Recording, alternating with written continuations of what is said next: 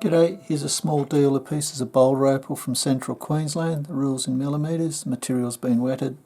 The white that you can see there's a reflection of the lights. It's been sawn down so you haven't got the added weight of the postage.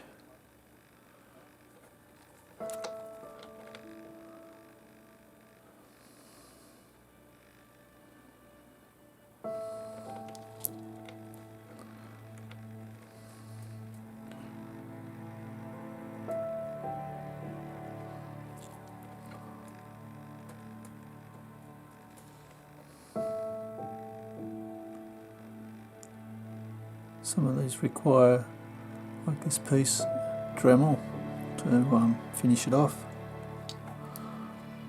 Whereas that piece is quite the opposite.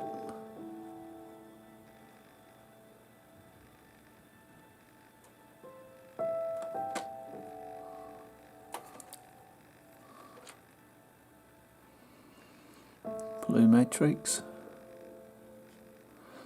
Anyway, there's a nice little deal for you to play with. I hope you've enjoyed. Cheers.